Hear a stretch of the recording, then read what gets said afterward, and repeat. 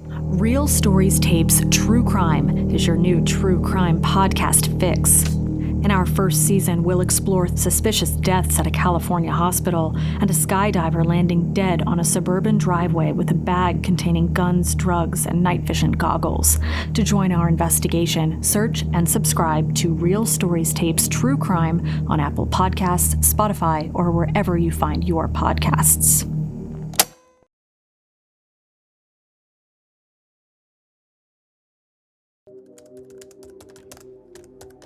My name is Martina. I'm a crime author. The nature of true crime often defies understanding or logic.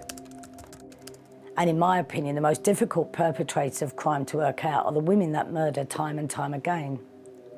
In this series, I'll be shining a light on 6 of the most prolific female mass murderers in history. So welcome to the dark world of the Ladykillers.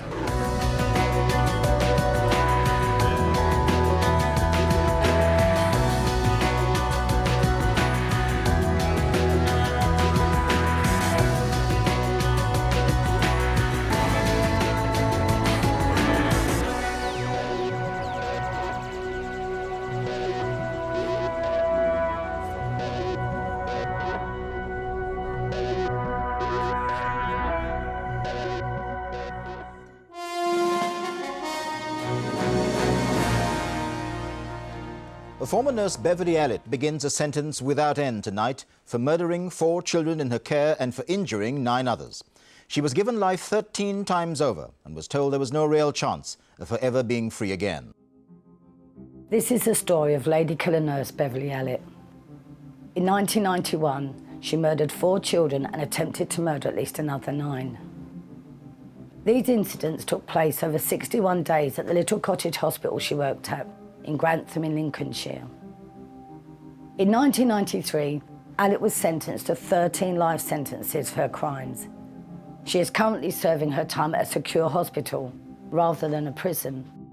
Detained under the Mental Health Act, Allitt repeatedly self-harmed, and it was thought this might be symptomatic of a condition known as Munchausen syndrome by proxy.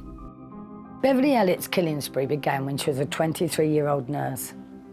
When the horrendous details of her crimes were revealed during her 4-month trial in 1993, the country was shocked and outraged that such a hideous crime could not only happen, but had been allowed to happen.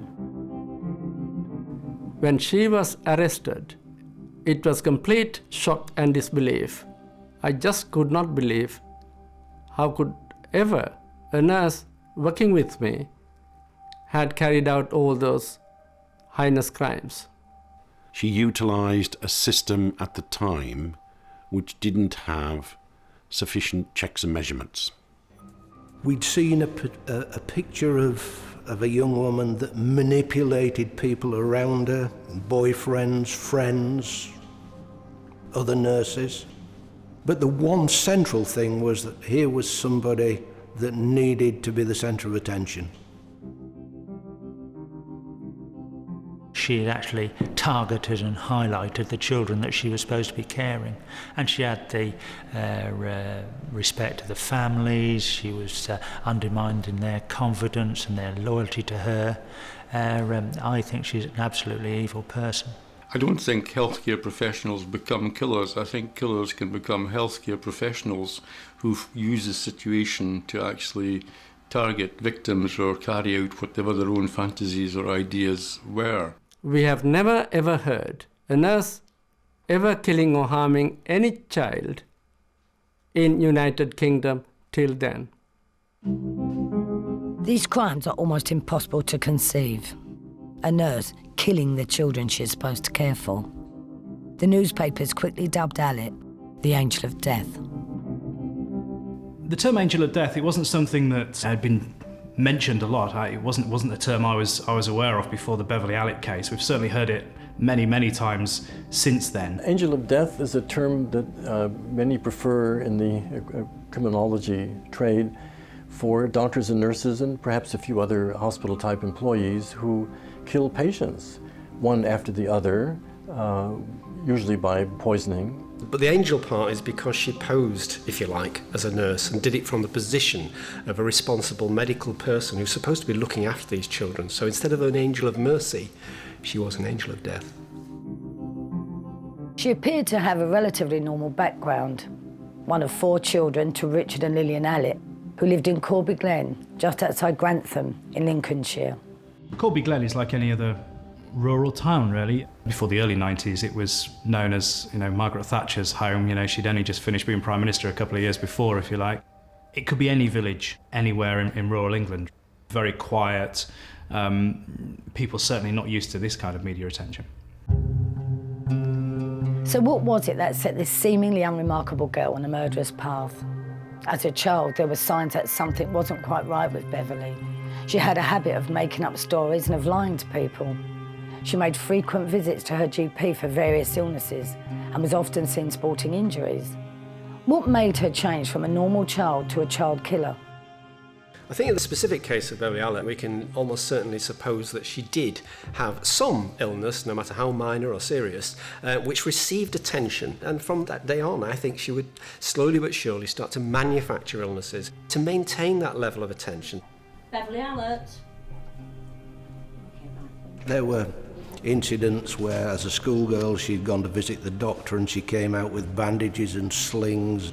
She told stories that were not necessarily true about her upbringing. For example, she told people that she'd been brought up in a household where mum and dad had split and that she'd had to go to live with an aunt down in either Devon or Cornwall. And there were many, many examples of Beverly's stories which, when investigated, were not necessarily true.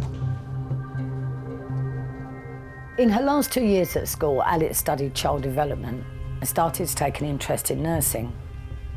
With 4 CSEs and an O-level in food and nutrition, she signed up for a pre-nursing course at Grantham College. A year later, she started her training as a state-enrolled nurse. In 1991, Beverly Allitt had managed to get herself employed as a nurse in Grantham Hospital, having had a lot of difficulty in the past of actually getting academic qualifications to go on courses. But she was lucky she managed to get this job where there were issues with understaffing, where there was problems in organisation and so on. And she used the whole care situation to her own ends. As a student nurse, Beverly Allitt was off sick for 126 days during her last year of training with a litany of ailments. Despite this flaky record and her obvious tendencies towards hypochondria, Trent Regional Health Authority was short-staffed enough to recruit Allitt as a nurse on February the 15th, 1991. Ward 4 looked after sick children and babies from a range of ages. Most children came in with minor illnesses and were quickly treated and sent home as soon as they were well enough. The 2 consultants, Doctors Porter and Nanikara, and all the staff tried to make Ward 4 a warm and welcoming place. It was a relatively small district general hospital. Beverly Allitt was appointed new. To my understanding, Beverly Allitt was no different to many other nurses. She presented as indeed this very caring, happy little person who appeared with every family saying, I'm looking after your child, I'm caring for that. So there was this kind of possibly an unusual, positive approach to life. Initially, the parents felt that she was an angel, if you like. The nurses had respected her because it was her that identified problems. And she called the alarm on a number of these children, and she actually escorted them to the Queen's Medical Centre in the ambulance. So she was held in high esteem on the ward at this time. Although Ward 4 was understaffed and under-resourced, everyone, including new recruit Beverly Allitt, pulled together to make it a friendly environment for the children. At this point, no one had any suspicions about the evil acts Beverly Allitt was about to commit. Beverly Allitt, now employed as a nurse on the children's ward at Grantham and Kesfin Hospital, is in her element. She's had an interest in nursing since her school days, and she seems to fit right in on Ward 4. Given her sketchy track record as a student nurse, it amazes me how she could ever have been employed by the NHS.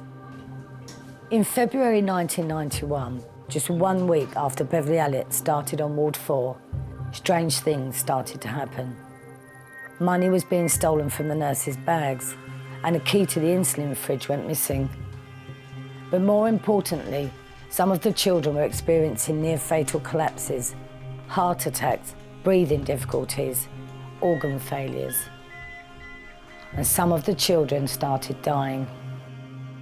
Doctors Nanyakara and Porter were beginning to have grave concerns about events on Ward 4, concerns mirrored by the staff at nearby Queen's Medical Centre. For one child a year to die at the larger Queen's Medical Centre was the average, so for 4 children to die over a 61-day period at the little cottage hospital of Grantham and Kesford was staggering. The head of paediatric at Queen's Medical Centre insisted that doctors Nanyakara and Porter call in the police. The police had no idea what they were about to uncover.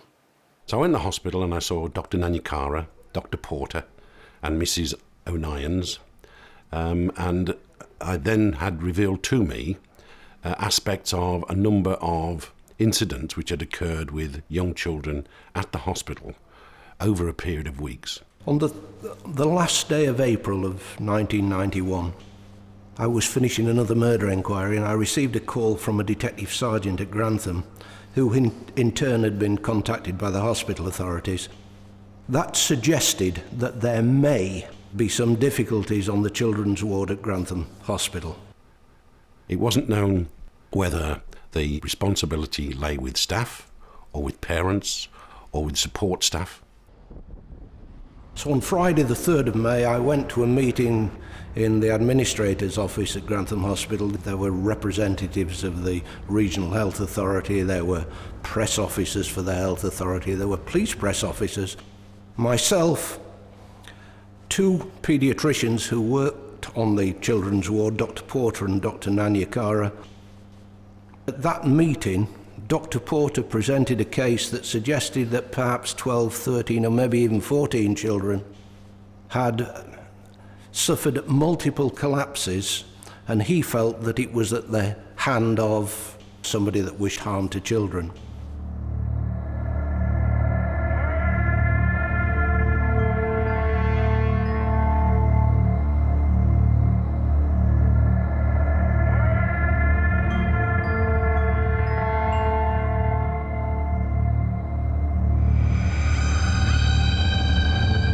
I asked at that meeting the expert that had been nominated, David Hull, to take away the case files of these children and send me a report. It was agreed by Stewart, who was the head of the operational CID for the county, that we'd have to set up a major inquiry team. The report came back and confirmed the suspicions of the investigating team. The police realised they had a major murder case on their hands. A few days into the inquiry, I decided that I ought to visit the children's ward at Grantham Hospital, Ward 4. I was first surprised that I was able to visit that ward without any challenge, that I was able to walk around it without somebody saying, "What are you doing? Who are you?" And when I eventually addressed the staff there, I was equally surprised to find the level of resentment that there appeared to be, and that police were actually involved. The police, during the investigations, were certainly a nuisance to us, if I may use that term, because we were carrying on with our normal day-to-day service needs, providing the total care, but the police visited the hospital virtually 24 hours a day as part of the investigations, not knowing whether there had been any culprit amongst us. So it was quite obstructive and sometimes was frightening. Well, there had been 4 children die over this 8 or 9 week period, and one of the disturbing facts was they would expect 1 child probably to die a year at the Queen's Medical Centre, and this was a little regional hospital, and there'd been 4 deaths in about 8 or 9 weeks, and there'd been, I think, a total of 23 respiratory or cardiac attacks. The nurses themselves, they do sign an oath of confidentiality. They didn't really talk to each other. They certainly all felt they were to blame, and so I think they probably felt they were suspects. The report highlighted one incident worthy of deeper investigation. It was the case of a 5-month-old baby boy called Paul Crampton, who'd been admitted with a severe chest infection. During his stay on Ward 4, he suffered 3 unexplained collapses. On the Saturday, which was the 23rd of March, he had his first collapse. That collapse was brought to notice by Beverly Allitt, who was within his room within the ward, and called one of the other nurses and indicated that this little boy, Crampton, was suffering breathing difficulties and sweating profusely. I found he was very shut down, circulation being extremely poor, the peripheries are cold and clammy, and having quickly asked what happened from the nursing staff and the parents who were there at the time, I could not identify any specific medical reason to account for this collapse. For reasons known only to her, Allitt makes the unusual suggestion to test for hypoglycemia, a check for low blood sugar levels. This test proves positive, and Paul is treated successfully and makes a full recovery. On Sunday, I came again and did a ward round. I saw Paul along with all the other children under my care. Again, Paul remained well. All the observations were pretty normal and stable, and I was quite happy. Beverly Allitt was required to take down the drip because by this time the child had recovered. And almost immediately, the child went into regression and doctors had to be called again, and he had a second of these attacks. We managed to keep him alive, and I expressed my great concerns, and the parents were extremely anxious and worried. But he became stable. The following 3 days were almost uneventful, and doctors were on the point of sending him home. David Crampton had been keeping an eye on his little son. When he felt that he was over the worst, he decided to leave the ward for a short break. When he returned, about a half an hour later, he saw his child sweating profusely, having difficulty breathing, and was turning blue. He called the doctors and nurses on the ward, and the child was given appropriate treatment, then transferred to the Queen's Medical Centre at Nottingham, where he recovered spontaneously. After the 3rd collapse, and prior to his transfer to Queen's Medical Centre for specialist care, a blood sample was taken from Paul to try and clarify the reason for his medical reactions. Weeks later, when the results finally came back, it showed that Paul's insulin levels were off the chart. They had a few samples available that we could measure the insulin level in. And when we got the results, at least of some of them, we were stupefied. There was only one other case in all the medical literature anywhere near as high, and that was in somebody who'd been given a huge dose of insulin and subsequently died. We knew that this was very, very unusual. So from this point on, I think as an inquiry team, we were pretty much aware that we had a murderer or a potential murderer on the ward, despite the fact that this child had recovered. 4 babies died in the children's ward.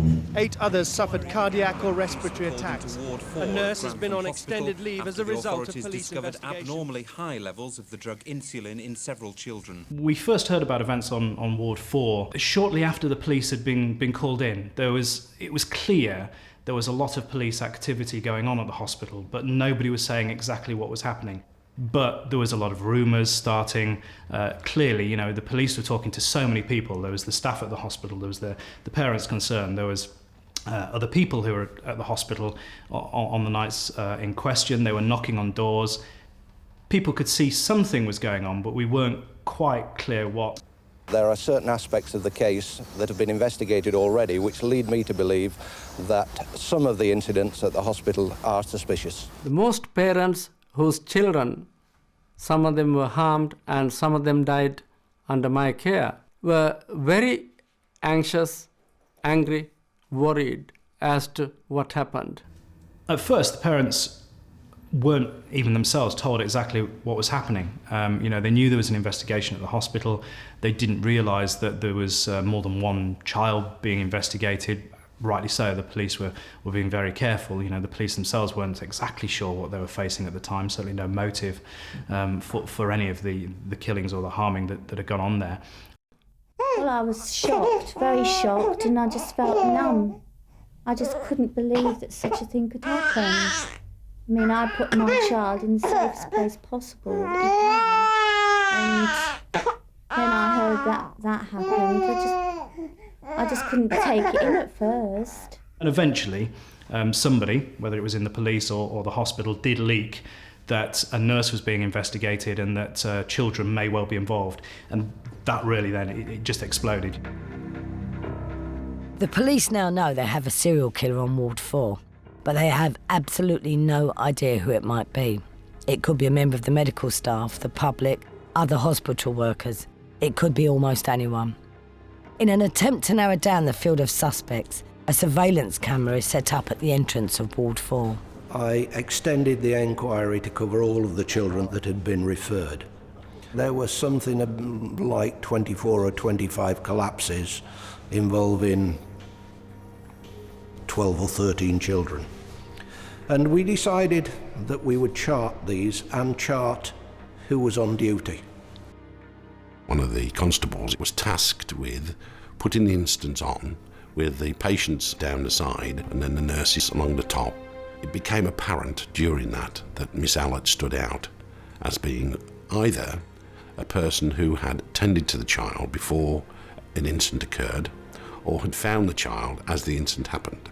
We knew then who had done it. There was no doubt in our minds who had committed this crime. She was the only one present. She was the only one with the opportunity. 3 weeks into the enquiry, on the 21st of May, I decided that I would have her arrested. And when we searched her house, we'd actually found the ward allocation book, which is the little book that identifies which child is being specialed on which ward and which nurse is present, and that was in her wardrobe. And there was, particularly with Paul Crampton, there was pages that had been removed and obviously taken out by her. I think the media in Lincolnshire had never seen anything like it. Very rarely does this kind of thing, thank goodness, happen. But suddenly, you one day it's very quiet, Grantham, a nice little rural market town. The next day, you had dozens of reporters, you had long lens cameras, you had satellite trucks, you had the TV crews, radio reporters, obviously the newspaper guys, all there. And they would speak to anybody who moved. They wanted the story. Under this intense media scrutiny, 23-year-old Beverly Allitt is escorted to Grantham police station for questioning. I interviewed her over 17 hours, 2 days, after each file, and frankly, she didn't admit to anything. She was a strange girl in that she showed no fear of the situation that she found herself in. She proffered that she was trying to be helpful, and she tried to distance herself from each of the collapses. By that I mean to say that she would say things like, "Well, I wasn't there, I only came on the scene later. I wasn't even there that day." Without enough evidence to charge Allitt, reluctantly the police had to let her go, pending further investigation. She was released on bail on the 23rd of May, 1991. With increasing press interest, Allitt is forced to leave her home and move in with her girlfriend's family in nearby Peterborough. The hospital, following recommendation by the police after the initial investigations, recommended that she should be suspended from the hospital, and therefore she did not come back to the hospital to work with us anymore. The case of a nurse killing children, there hadn't been any in the UK, so people refused to believe that was what Allitt had done. At the same time, of course, they were trying to come to terms with the accusations that were being made against a friend of theirs, someone who lived in the village. No one would believe, even the parents concerned, that she had done what a lot of people seem to be saying she had done. At this point, and now out on bail, Beverly Allitt must think she's got away with murder. She believes she's fooled the police, her colleagues, her friends and her family, and even the families of the children involved in the investigation. Especially Mr. and Mrs. Phillips, parents to twin girls, Becky and Katie. They had already lost one child, Becky, who was only 2 months old. But Allitt's powers of manipulation and levels of deceit were such that they made a godmother to their remaining child, Katie. The Phillips, so wholly convinced by Allitt's caring nurse act, even go so far as to hire a private detective to try and prove her innocence. With insufficient evidence to charge her, Beverly Allitt was eventually released on police bail on the 23rd of May 1991. Back in her community, Allitt appears unfazed by this turn of events and insists she's innocent of the crimes laid against her. But behind this facade was an opportunistic, devious and self-obsessed individual who preyed upon people's fragile emotions. The way she went about providing herself with the opportunity was to cultivate close friendships with the parents and to provide herself with an opportunity by sending the parents down to the canteen for a coffee while she looked after their child. And in fact, looking back on it, many of the parents said to me that they actually really appreciated the friendship because it was lovely that it was a paediatric ward and the nurse came across to them as being very caring. The Phillips allowed Allitt to not only be godmother to one of the twins, but also to babysit, even while that investigation was ongoing. She really did seem to have some hold over the local community. As the investigations continued, it was now becoming clear to the police that Allitt was creating diversions to have sole access to a young and defenceless victims. The police concentrated on the Phillips twins and what they believed to be Allitt's involvement in one of their deaths. Becky was admitted to hospital for nothing more than vomiting. She was treated over the course of 2 or 3 days. They managed to control the vomiting, and she was ready for release from hospital. And she met Nurse Allitt, and she was nursed by Allitt before she went home. When she got home, she was clammy, she was sticky, she was irritable, and her condition got worse. Eventually, I think the ambulance was called, or her father took her into hospital, where she died. As a result of that, Katie was brought into the ward, and Katie was a well child, her twin sister, so there's nothing wrong with Katie. Because of this unexplained death on Becky, I persuaded the parents to admit her for observation in case she gets into some difficulties, so that we were able to provide necessary investigations and the care. With reluctance, the parents agreed to accept my advice, which I very much regret now. She suffers 3 separate collapses. The first of them, Beverly Allitt is allocated her care, and it's noted by another nurse that the cot has been turned through 90 degrees. This has the effect of making it very difficult to see what's occurring with the child. And it's Beverly that raises the alarm when she calls the crash team and says that this is a child that has stopped breathing. The crash team managed to resuscitate, but not before she's allocated her care twice more, and twice more have similar events occurred. Now, on this particular child, Beverly has got rid of staff that's surrounding her by asking them to do particular tasks so that she's left alone with the child. When x-rays are later examined of this child, she's got broken ribs.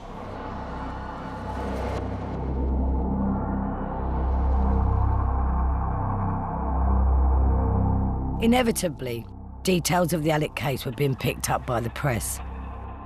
There was a lot of pressure on the parents, on Allitt's friends, on staff at the hospital to tell their story. The whole area was covered in journalists trying to speak to anybody, everybody who had any association with Allitt whatsoever, and I think the pressure was increasing more and more. I could see my world falling apart around me and just couldn't do anything about it. I just felt totally hopeless and helpless. Well, at first I didn't believe what they were saying, what the police were saying, because I didn't think she could do such a thing to anybody. In fact, I said at the time, I can't believe anybody around that hospital would do such a thing. Well, the journalists were turning up on their doorsteps and were offering them the moon.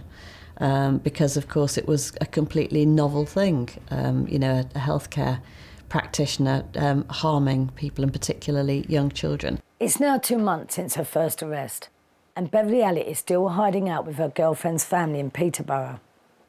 Meanwhile, as the press reveal more and more details about Allitt's activities on Ward 4, the parents begin to feel real fear and to wonder if their trusted friend, Nurse Bev, could really be responsible for killing and harming their children.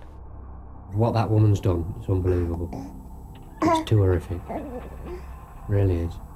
There's no feeling of forgiveness? No, never. Never forgive that woman for what she's done. Never. No way. Meanwhile, the police continued their investigations back in Grantham.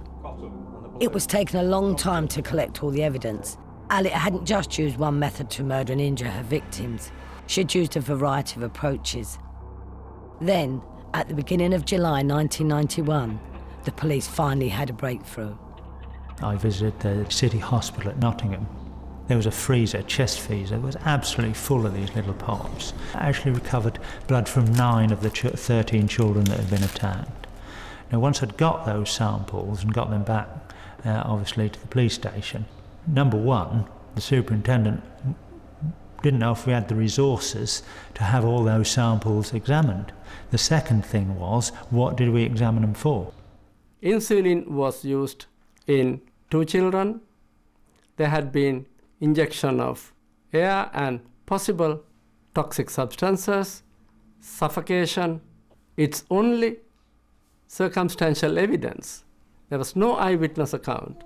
So it's only having collated all the information over many months that they found that Beverly Allitt may have carried out different actions to harm and kill these children. The police investigations now left no doubt that a state-enrolled nurse employed by the NHS at Grantham Hospital was involved in these crimes. On the 26th of July, DS Stuart Clifton was ready to make the arrest of Nurse Beverly Allitt. The political implications were huge. The Secretary of State insisted that the Director of Public Prosecutions review the entire Allitt case. That rather surprised me, because this was not the type of offence that I would have expected that he'd asked for a file. But I think that there were many political elements that were working at this particular time. And the party of the day being able to prepare for the backlash that may have come as a result of it. During the ensuing delay of 3 months, while the Director of Public Prosecutions examined the files, the parents were getting increasingly frustrated by the lack of progress. They decided to take matters in their own hands and called a press conference on the 10th of October, 1991. I speak for everybody when I say this, that we just all want some kind of decision making, and very quickly, because none of us wants to go through this any longer. I think we've all suffered enough. The main purpose of the press conference was to give the parents an opportunity to say what they felt about what was going on, and to try and bring some pressure on the police to make a decision as to whether or not they were going to go ahead and actually charge Beverly Allitt with a crime. On the 20th of November 1991, 6 months after the start of the murder investigation, the Director of Public Prosecutions was finally satisfied and advised the police to proceed with the arrest of Beverly Allitt. She was charged with 15 offences, including 4 counts of murder, 5 counts of attempted murder, and 6 counts of grievous bodily harm. She was a young lady in her early 20s that showed no fear, which really surprised me. She's charged with these offences. She goes into a police cell. She lays her head down and has to be woken the next morning for court. Which I found rather amazing. That if I'd have been in that situation, I don't think I'd have slept a wink. But here's a young woman that didn't seem to take in the enormousness of what was happening to her. The fact that Beverly Allitt quite simply fell asleep shows basically that she was a manipulative, psychopathic individual, because that is probably the most efficient thing you can do. To sit there agitated, depressed or worrying about your situation, that would be too human for her. Beverly Allitt went on trial at Nottingham Crown Court on the 15th of February 1993. She was charged with 4 counts of murder, 5 counts of attempted murder, and 6 counts of grievous bodily harm.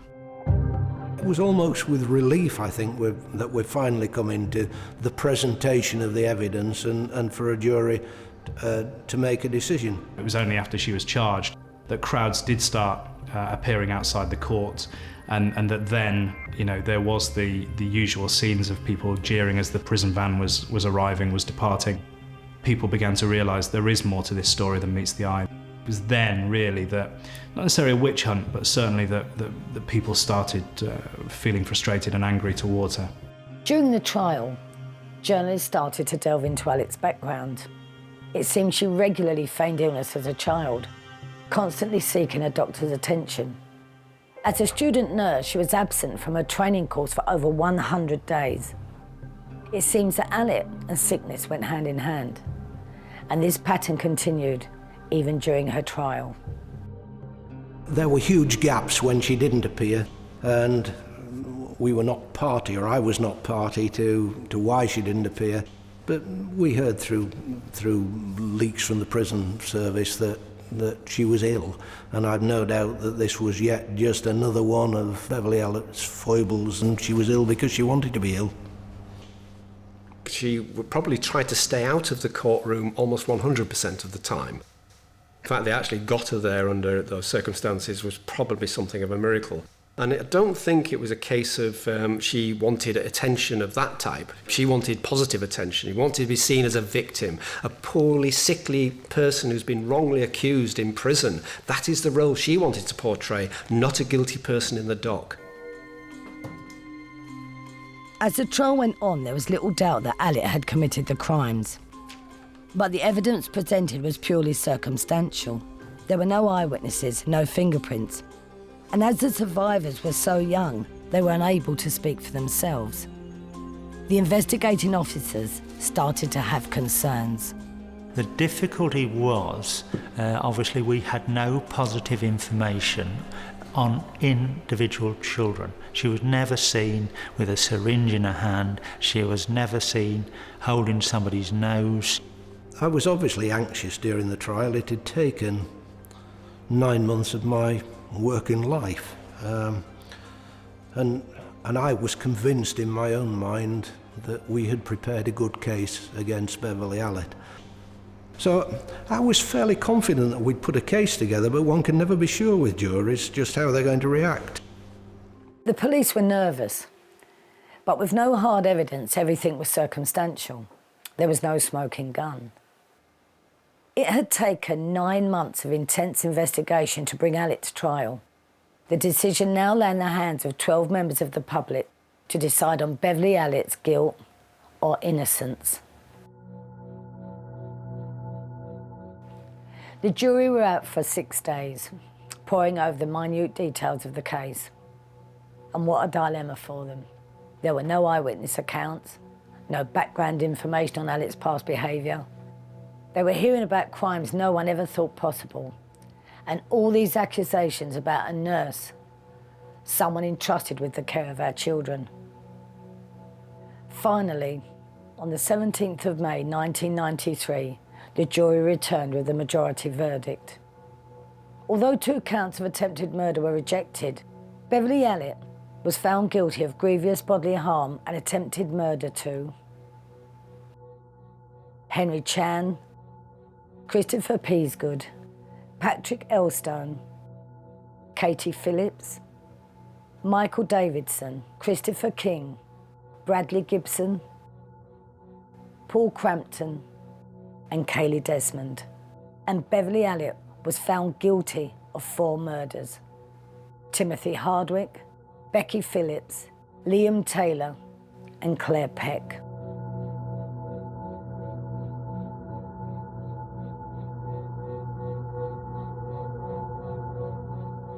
When the jury returned with their first guilty verdicts, I think it's fair to say there was a sense of relief that ran over me.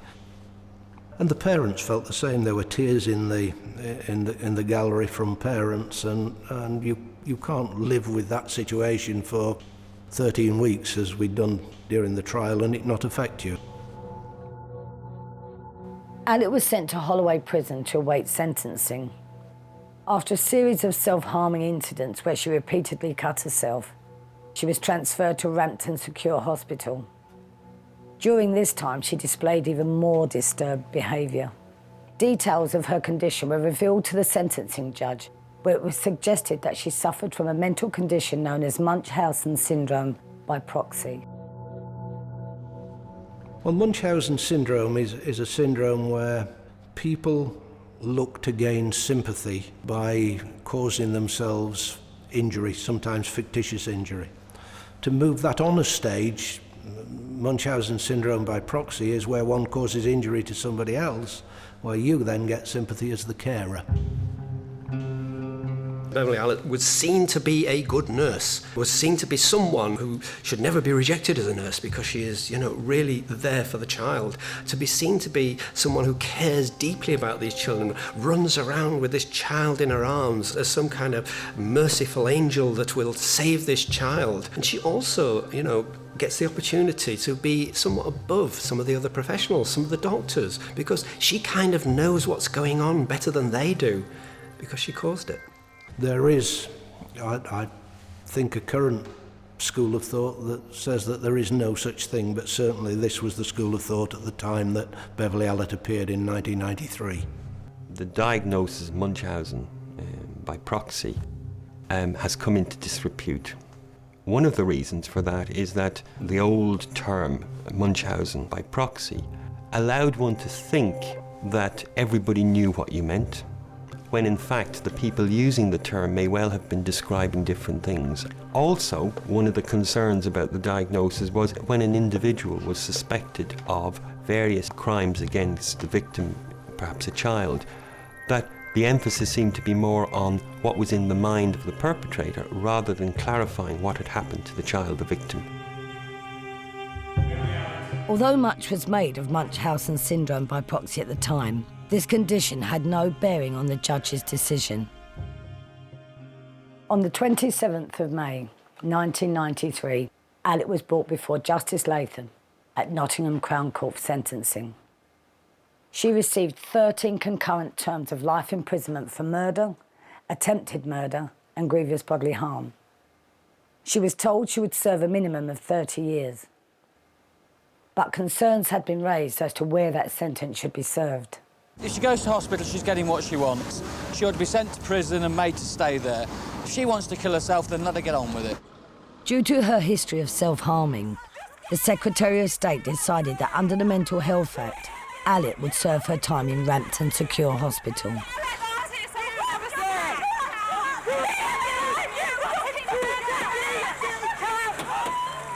It's strange when you see somebody like Allitt in the environment of a top security hospital. It's not a prison, it is a hospital. She's there to be treated.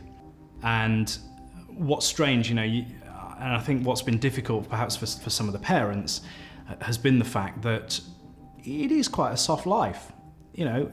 She has TV in her room. There are communal areas where she can mix with other people. Rampton Hospital itself has quite regular discos where it's known she has mixed with other patients and has sparked relationships with them. It has a bar. It's a community surrounded by some quite high walls. And within that community, it has everything that a village life would need. Yes, she can't go wandering off to the shops very often, although she has been under guard allowed out shopping occasionally in the local area. She's not in any way being punished for what she did, and I think that is very difficult for the parents to come to terms with. It's not too bad. What's the good thing about it? We're out, got more freedom in it. You like it better than where you were before? Yeah. Why? Because I've got more freedom. I'm not locked up all the time. But when questioned about remorse and motive, there is no response. I don't know, I don't want to talk about it. I'm sorry to say it, but I don't think that rehabilitation is going to be a possibility in her case. I think it's so into her system, the whole psychology, the whole culture of what she's done and so on is so much part of her that she's a disturbed young lady and she'll continue to be a disturbed young lady. It was a sign of those times to try and explain psychotic behaviour by labelling someone with a fancy medical term, almost to excuse their behaviour and then sending them off for rehabilitation. But the fact of the matter is that a murderer is a murderer, serial or otherwise, and no label should detract from the crimes that they have committed. It is, in my judgment, very wrong and misleading for anybody to label Beverly Allitt as belonging to either Munchausen syndrome or Munchausen syndrome by proxy, because I believe Beverly Allitt was cunning, calculating, deceptive, cold-blooded murderer. In December 2007, Beverly Allitt appealed against her sentence of 30 years.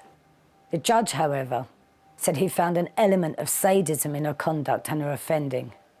He also said Allitt's crimes had condemned the families of the dead and injured children to a life sentence from which there is no remission and no release on licence. Her appeal was denied and a minimum tariff was fixed at 30 years. If the day ever comes around where some high judge decides that she's going to be released, then we'll be behind everybody else, all the other parents, and saying that we will not allow that to happen. If she ever got out, we would be waiting for her. Even if we was old with sticks, we'd be waiting for her.